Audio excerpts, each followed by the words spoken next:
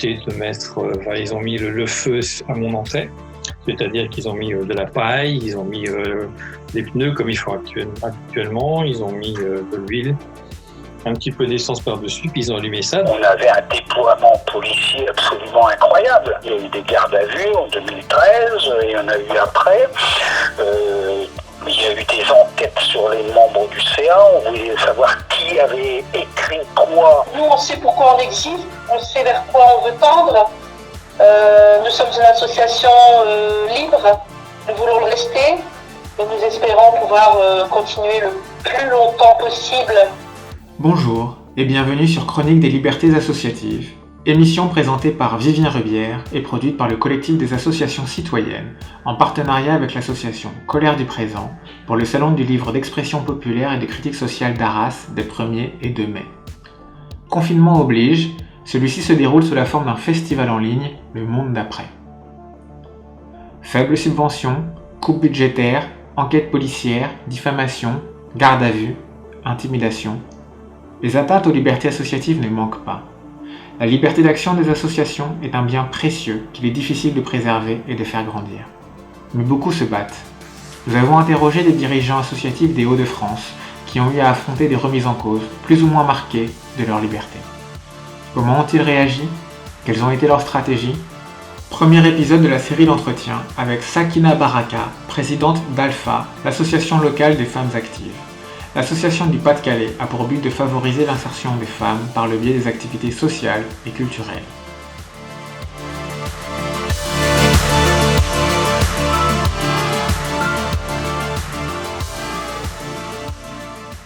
Merci beaucoup de répondre à l'interview.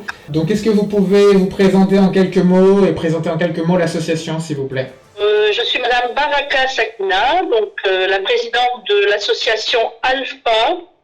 Donc, Alpha est un sigle, ALFA, qui veut dire Association locale des femmes actives, donc sur Libercourt. L'association existe depuis août 1989.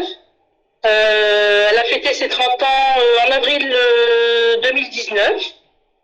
Son objectif, son grand objectif est l'intégration et l'insertion sociale des femmes et des familles grâce à la mise en place d'actions, notamment des ateliers, couture, cuisine, socialisation, bien-être grâce à des activités physiques, des aides au départ en vacances, de l'accompagnement à la fonction parentale, des temps forts annuels et aussi une grande ouverture culturelle grâce à de la musique, un atelier de musique qui existe depuis 2018. Nous avons également développé un grand partenariat avec les différents partenaires du social, du champ du social et de l'éducatif.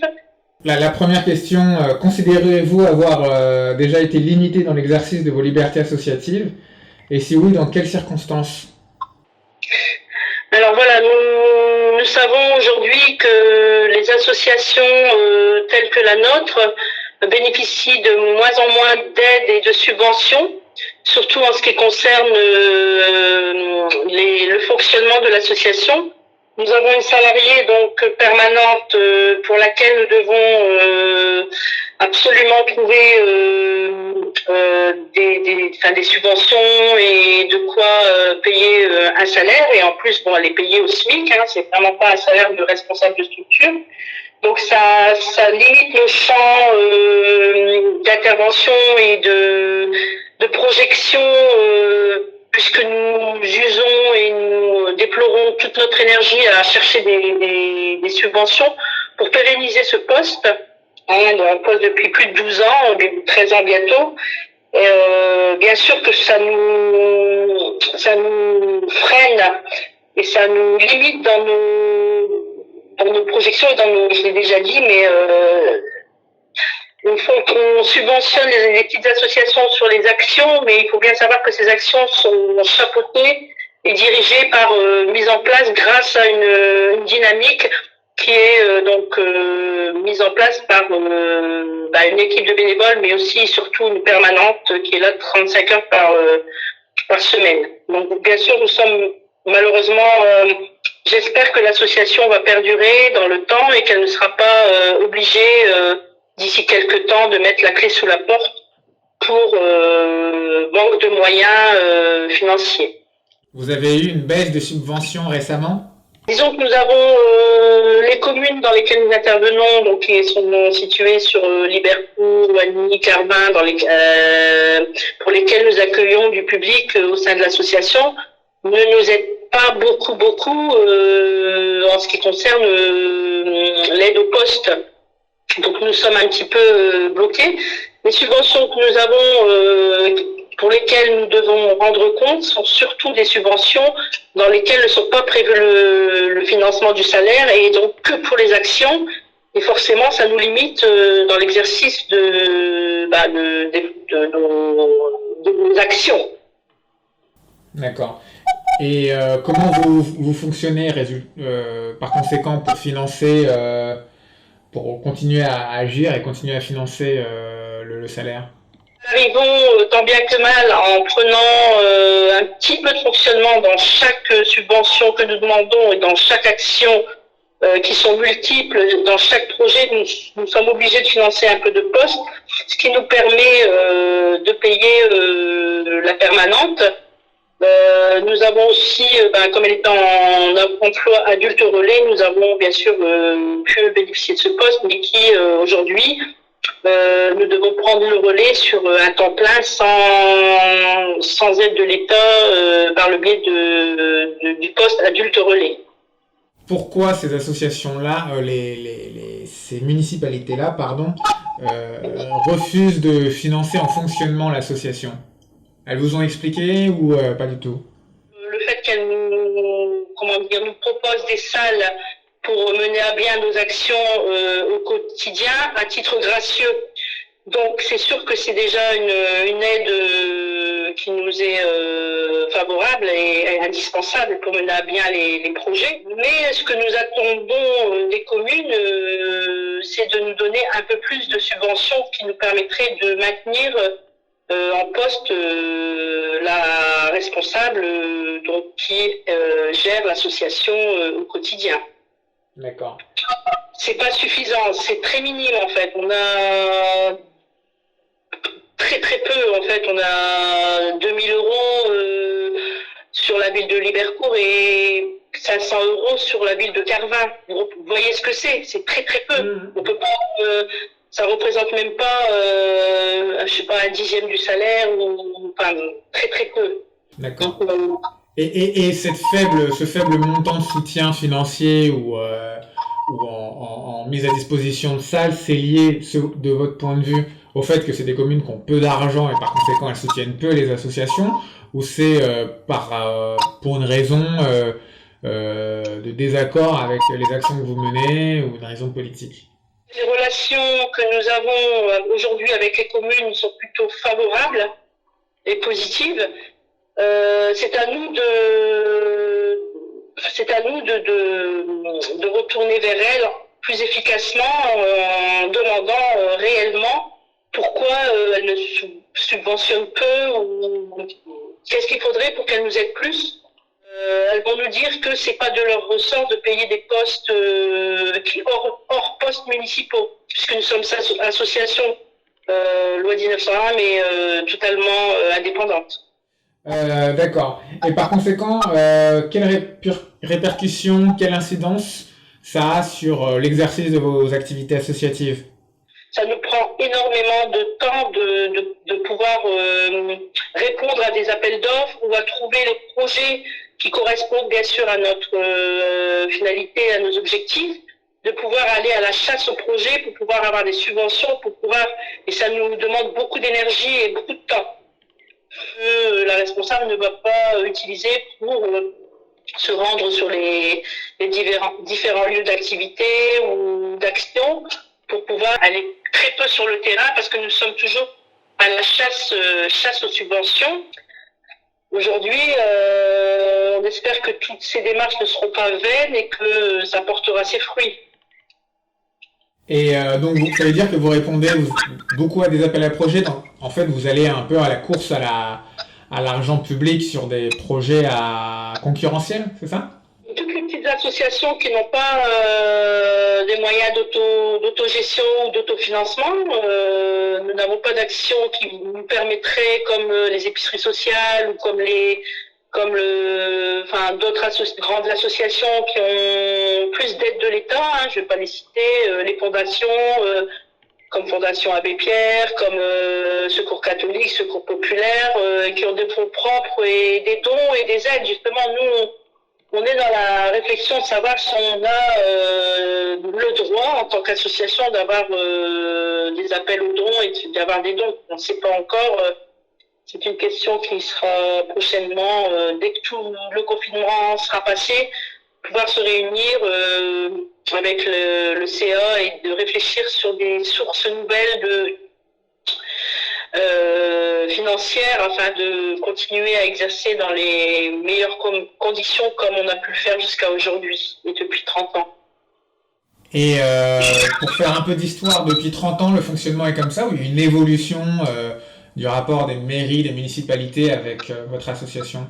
Disons qu'il y a eu une évolution puisque la reconnaissance et la valorisation de l'association s'est faite au fil des années. Les partenaires nous envoient du public. Le public valorise l'association en disant que celle-ci les a aidés dans telle démarche, leur a permis d'aller en vacances alors qu'ils n'avaient jamais pu partir en vacances parce que c'était trop cher. Les ateliers qui correspondent à des demandes comme la socialisation, donc les dames apprennent à lire et à écrire, les dames qui étaient analphabètes qui aujourd'hui savent écrire et qui grâce aussi à Colère du Présent ont pu faire 2 livres déjà. Nous avons à peu près 150 familles, ce qui représente à peu près entre 300 et 400 adhérents, y compris les conjoints et les enfants, parce que nous faisons aussi des actions, des fêtes familiales. Donc forcément, l'association a évolué, bien sûr, les demandes ont évolué, et forcément, aujourd'hui, l'association est reconnue par les partenaires sociaux, la ville, la CAF, la politique de la ville. Quand on dit association Alpha, on nous identifie et on nous connaît et on nous reconnaît. Et c'est important. Et alors, pour faire face, vous, au manque de moyens financiers, donc vous envisagez de recourir aux dons, ou vous envisagez c'est ça ce que j'ai compris, ou d'augmenter les cotisations? Comment vous voulez réagir à, d'une certaine manière, quand même, une limitation de vos actions? Concernant les adhésions, nous avons décidé cette année, en 2020, d'augmenter l'adhésion et de la mettre à 12 € au lieu de 10 €, ce qui est vraiment peu, puisque l'adhésion, c'est une adhésion familiale. C'est vraiment infime. On ne peut pas demander plus parce que voilà, c'est une adhésion symbolique. Quelquefois, les gens ne viennent que pour une demande ponctuelle. Voilà, ils prennent leur adhésion sans problème. Nous pensons à des autofinancements, mais pour faire les autofinancements, il faut être pertinent et faire marcher les associations que nous avons. Donc pour le moment, nous sommes encore en réflexion à savoir pourquoi pas autofinancer grâce à la couture, à la cuisine, pourquoi pas des petits recueils de poèmes, je ne sais pas encore. On a déjà fait des salons, des marchés de Noël et des salons, on a fait des petits autofinancements, mais ça reste vraiment minime à chaque fois, c'était des coûts de centaines d'euros, pas plus. Donc il faudrait trouver des sources de dons plus importantes. On verra comment par la suite on pourrait éventuellement le faire. Si on y a le droit, bien sûr, et dans quelles conditions on pourrait le faire. Parce qu'au niveau législatif, il faut quand même, bien sûr, faire attention à ce qu'on fait.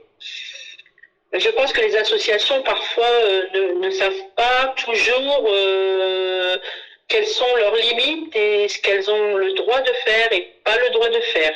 Et parfois ne savent même pas qu'elles ont des possibilités auxquelles elles n'auraient pas pensé.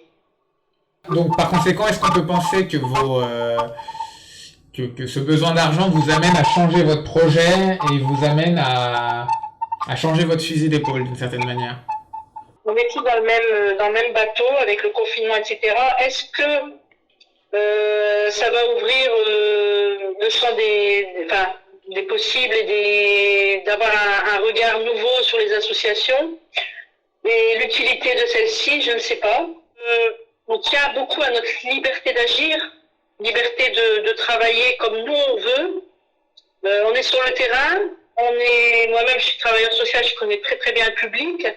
Le public, il attend de nous une sincérité, une intégrité, une authenticité et des réponses à leurs besoins et à leurs attentes. De changer le fusil d'épaule, peut-être pas. Trouver les moyens d'être financés dans la mesure du possible en fonction de ce que nous, on apporte et de la reconnaissance qu'on a sur le terrain. Et être mieux aidé, peut-être,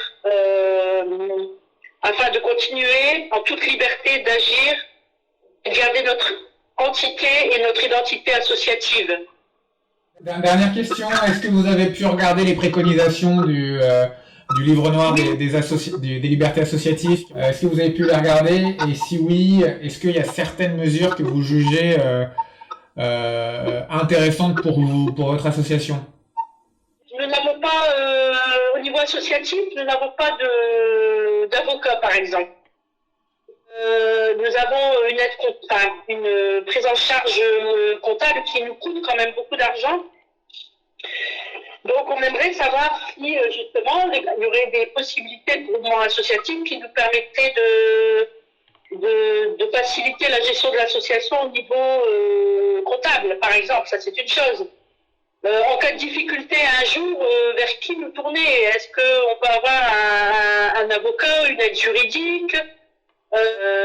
Comment on peut interpeller les autorités régionales, départementales?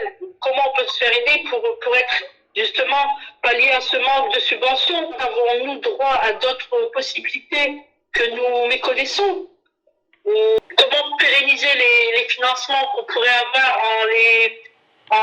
en pluriannuel, c'est-à-dire qu'une subvention de la CAF, par exemple, pour le REAP, comme on a toujours des familles, on a toujours des parents, on aura toujours des familles, on aura toujours des enfants, on a toujours des mamans qui nous interpellent sur leur fonction parentale, et ça, on sait que cette année on aura, et l'année prochaine on aura. Pourquoi ne pas pérenniser les subventions? Pourquoi nous faire travailler chaque année sur des bilans et à nouveau des nouveaux projets, alors qu'on sait que l'association va travailler sur un minimum de 2 ans, 3 ans dans le temps? Pourquoi ne pas nous donner nous soutenir sur plusieurs années?